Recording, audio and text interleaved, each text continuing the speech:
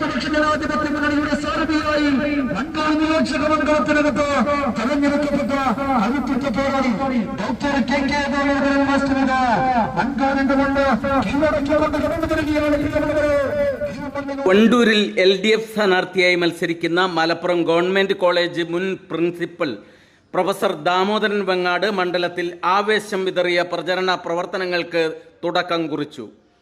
College അധ്യാപക സംഘടനയായ AKGCTയുടെ സംസ്ഥാന ജനറൽ സെക്രട്ടറി, പ്രസിഡന്റ്, സർവകലാശാല കോളേജ് അധ്യാപക സംഘടനയായ AIFU-CTO അഖിലേന്ത്യാ സെക്രട്ടറി, സർവകലാശാലയുടെ ബോർഡ് ഓഫ് സ്റ്റഡീസ് അംഗം, Calicut university central cooperative store president, Kerala സംസ്ഥാന ഉന്നത വിദ്യാഭ്യാസ കൗൺസിൽ എക്സിക്യൂട്ടീവ് മെമ്പർ, കേരള സർവകലാശാല നിയമ പരിഷ്കരണ കമ്മീഷൻ അംഗം, പട്ടികജാതി പട്ടികവർഗ വിദ്യാർത്ഥികളുടെ പഠന ഗവേഷണവുമായി ബന്ധപ്പെട്ട central for research and educational for social transformation എന്ന സ്ഥാപനത്തിന്റെ എക്സിക്യൂട്ടീവ് ചെയർമാൻ എന്നീ നിലകളിൽ വണ്ടൂരിലെ LDF സ്ഥാനാർത്ഥി ഡോക്ടർ കെ ദാമോദരൻ വിവിധ സ്ഥാനങ്ങൾ വഹിക്കുന്നുണ്ട്.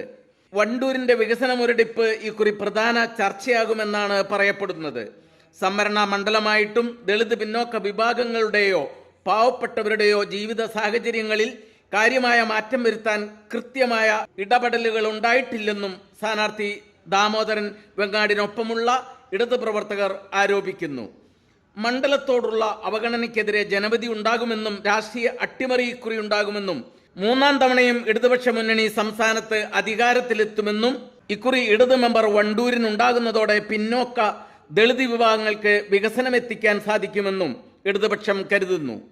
മണ്ഡലം ഇക്കാലം അത്രയും കണ്ടതിൽ വെച്ച് ഏറ്റവും മികച്ച ഇടത് സ്ഥാനാർത്ഥി തന്നെയാണ് ദാമോദരൻ എന്ന കാര്യം കേനോസ് നിസ്സംശയം പറയുന്നു.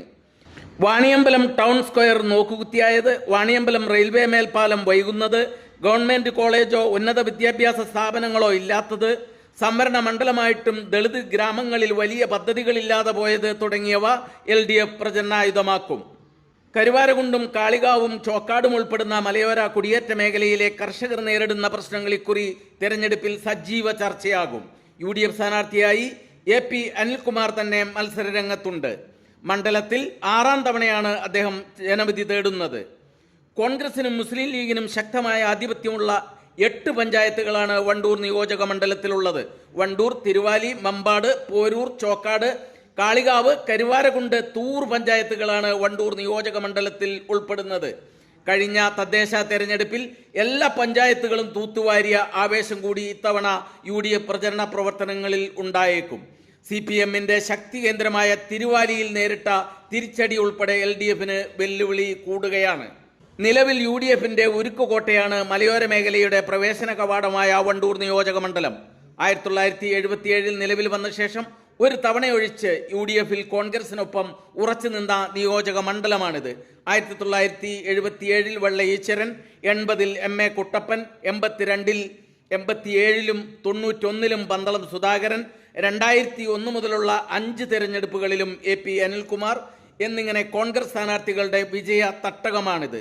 കോട്ടയിൽ വിള്ളൽ വീഴ്ത്തി 1996 LDFലെ CPM പ്രതിനിധി N കണ്ണൻ വിജയം നേടിയെങ്കിലും പിന്നീട് അങ്ങോട്ട് ഇതുവരെയുണ്ടായ ഒരു തെരഞ്ഞെടുപ്പിലും ഇടതുപക്ഷത്തിന് കളം പിടിക്കാനായില്ല.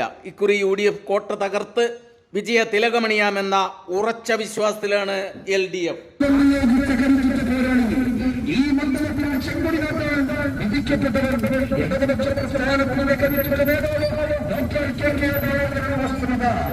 ഇടപെടലുകളുടെ